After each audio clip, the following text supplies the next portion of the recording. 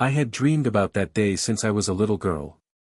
The dress, the music, the moment he'd look at me down the aisle. I thought I had it all. The perfect venue. The perfect flowers. The perfect man. Or so I thought. The morning had gone smoothly, laughter, champagne, selfies with my bridesmaids. Everyone kept telling me how radiant I looked, how lucky I was to have found someone like Adam. And I believed them. Until she pulled me aside. A bridesmaid. Not mine, his cousin, Erica. She looked pale, eyes darting nervously around the hallway outside the bridal suite. I wasn't going to say anything, she whispered, but I can't let you walk into this blind. My stomach dropped. What are you talking about? She took a breath. He's been sleeping with someone else. I blinked, frozen. What? She nodded quickly. It's been going on for months. Her name's Carly. You know her, she helped plan the rehearsal dinner. Carly. Tall. Blonde. Always around Adam. My maid of honor had joked once that Carly acted more like the fiancé than I did. I had laughed then. Now I wanted to scream. My chest tightened. I felt the room tilt. Everyone was waiting. The music was about to start. My father was already at the door, ready to walk me down the aisle. I could have collapsed. But instead, I smiled. Thank you, I told her. You did the right thing. Then I lifted the hem of my dress, stood tall, and made a decision. I was still going to the altar. But not for the reason everyone thought. The wedding coordinator gave me a nervous thumbs up as I stepped into position. She couldn't see the storm behind my smile. My father looked at me, mistaking my silence for nerves. You ready, sweetheart?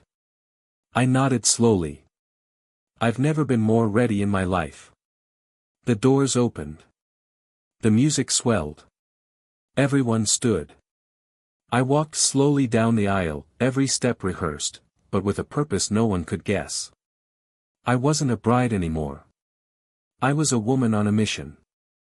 Adam stood at the end, looking dashing in his navy tux, smiling like he was the luckiest man alive. He had no idea what was coming.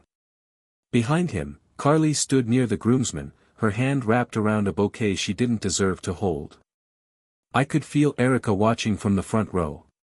Her face was pale, lips pressed tightly, almost in prayer. When I reached Adam, he whispered, "You look amazing." I didn't respond. The officiant began the ceremony. His voice blurred in my ears. My heartbeat was louder. I could feel the weight of every eye in the room as he finally reached the moment. If anyone knows any reason why these two should not be joined in holy matrimony, speak now or forever hold your peace. I didn't wait for silence. I turned to Adam, took a small step back, and let my voice ring out. I actually do. The room gasped. The officiant froze. And Adam, his smile cracked. Because before I vow anything to you, I said, my voice strong and clear, I'd like Carly to tell everyone how long she's been sleeping with my fiancé. The silence was nuclear. Gasps exploded like fireworks across the pews. One guest actually dropped their phone. The florist's assistant in the back muttered, "Oh my God," loud enough to echo. Carly's face drained of color. She stumbled back a step, her mouth opening, but no words came out. Adam stared at me like he didn't recognize who I was anymore. What the hell are you talking about? I turned slightly toward him. You want to keep lying? Here. In front of my parents? In front of your grandmother? I nodded toward Erica, whose face said it all. She was the one person who didn't look surprised. Your cousin told me everything. You and Carly. How long, Adam? Before or after you proposed? Carly finally found her voice. She's lying. I would never, cut the act, I snapped, pointing at her. You were planning the rehearsal dinner while sleeping with the groom. You didn't even bother to be subtle. All eyes shifted between Adam and Carly. The silence was unbearable. Then Adam did the one thing that confirmed everything. He didn't deny it. He just dropped his head. The guests stirred in their seats like a tidal wave of disgust was sweeping through them. I was going to tell you, he muttered, barely audible. Really? I said. When? After the honeymoon? After I wasted my life on someone who couldn't keep his promises for even 6 months. I looked out at the crowd, then back at the officiant. You can stop the ceremony now. Then I took a deep breath. I'm not marrying him. But I do have a few things left to say. Whispers rippled through the crowd like wildfire. Some guests looked away out of embarrassment. Others leaned in, wide-eyed, phones quietly lifted to record what was quickly becoming the most unforgettable wedding anyone had ever witnessed. I turned to Adam one last time. His eyes were pleading now, his face pale, hands twitching at his sides like he didn't know whether to reach for me or run. I wrote vows, I said, voice calm and collected, and I still want to read them. Just, with a few edits. I reached into my bouquet and pulled out the folded note card. It trembled slightly in my fingers, but my voice did not. I was going to promise to stand by you, even in the worst of times. I thought I had found someone honest, someone who valued loyalty as much as I did. But standing here now, I realize, those vows were meant for a man who doesn't exist. I glanced briefly at Carly, who now looked like she wanted to vanish into the floor. I don't regret the dress. I don't regret the planning. I don't even regret today. Because today, I found out what you really are, before I gave you everything I had left. I folded the card slowly and looked out at the stunned guests. To those of you who came to see a wedding, I'm sorry. But I hope you still see something worth remembering, a woman who didn't let herself be fooled twice. Then I turned to my father. Dad, I said gently, can we still walk together? He looked stunned for a moment, then proud. He offered his arm with no hesitation. Where to? He whispered. I smiled. Out that door. And into a life where I don't start by being betrayed. We turned and walked away, slow, graceful, heads high. Not down the aisle toward a lie, but up it, toward something far more powerful, freedom. The second I stepped out into the sun, a strange thing happened. I laughed. It wasn't forced. It wasn't bitter. It was real. Pure. Like something heavy had finally slid off my shoulders after months of pretending I didn't notice the weight. Behind me, the chapel doors remained shut. I could only imagine what chaos had broken loose, family members in shock, whispers flying, Carly probably trying to disappear, Adam likely still frozen. But none of it mattered anymore. I had walked away from a lie in front of everyone I knew, and instead of shame, all I felt was clarity. The limo driver looked confused as I approached. You leaving alone, ma'am? I smiled and nodded. Yes. But not empty. He opened the door for me, and I slid in, still in my wedding dress, still glowing, just not the way people expected. Later that evening, I sat barefoot in my apartment, champagne bottle in hand, reading the endless stream of texts and missed calls. I ignored them all. Instead, I opened a message from Erica. I don't know how you stayed so calm. You were incredible. Call me when you're ready. And if it's any comfort, Carly's already blocked him. I smirked. Then deleted Adam's number. That night, I didn't cry. I didn't wonder what could have been. I didn't feel broken. I felt powerful. Because sometimes, the most beautiful wedding isn't the one that ends in vows, it's the one where the bride finds herself before it's too late. The days that followed were nothing short of surreal. By Monday, the story had spread beyond the wedding guests. Someone had filmed the moment I called out Adam and Carly at the altar, and the video went viral, shared, stitched, dissected. Bride exposes cheating groom mid-ceremony. Wedding turns into public reckoning. This is how you handle betrayal with class. I had people I'd never met messaging me, thanking me for inspiring them. Some said they'd gone through similar betrayals but never had the courage to walk away. Others simply said, "Thank you for not staying quiet." Meanwhile, Adam tried to reach out. First it was texts. Then voicemails. Then long, rambling emails about how he messed up and still loved me. I never responded. Carly went silent. I heard from a mutual friend that her family made her leave town for a while, too embarrassed to show her face after the video took off. But the most unexpected part? Peace. For the first time in years, I wasn't waiting on someone to be honest with me. I wasn't second-guessing texts or wondering where he was late at night. I wasn't holding my breath. I had a new job lined up. I planned a solo trip. And I donated the dress, yes, that dress, to a theater company that needed bridal costumes. The world didn't end when I walked away from that altar. It began. And every day since, I've walked towards something better, on my own terms. 1 year to the day. I stood outside a quiet beach cafe, the sun setting behind me, casting warm gold across the waves. I had just finished a yoga retreat nearby, a gift to myself for surviving what would have been my first anniversary. But I didn't feel bitterness anymore. I felt free. I stepped inside the cafe and ordered a drink. While waiting, a couple approached me hesitantly. They looked familiar, but I couldn't quite place them.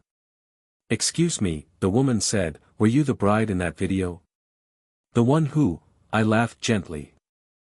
"The one who stopped her own wedding at the altar?" "Yep, that was me." Her husband grinned. "Legend.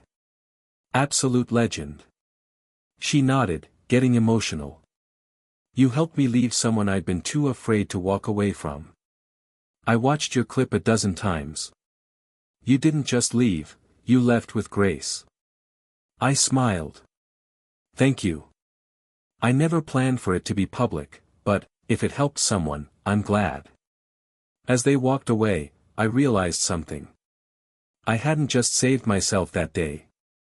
I had unknowingly given others permission to choose self-respect over performance. Honesty over appearances. Courage over comfort. I sipped my drink, watching the ocean breathe beneath the sunset. Not once did I think about Adam.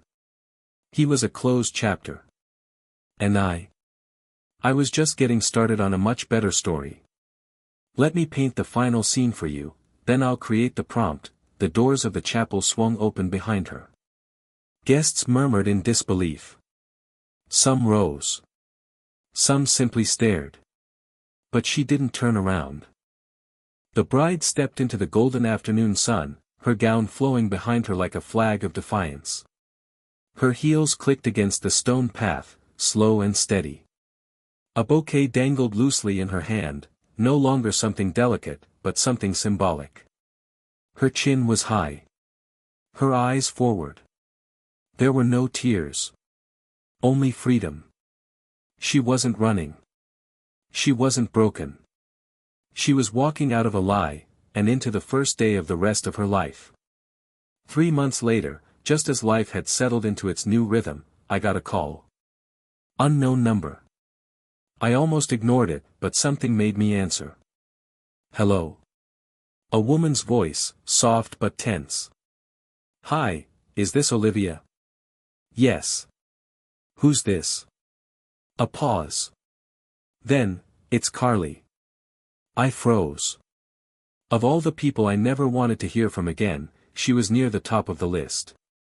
"I know I'm probably the last person you want to hear from," she said quickly, "but I need to tell you something.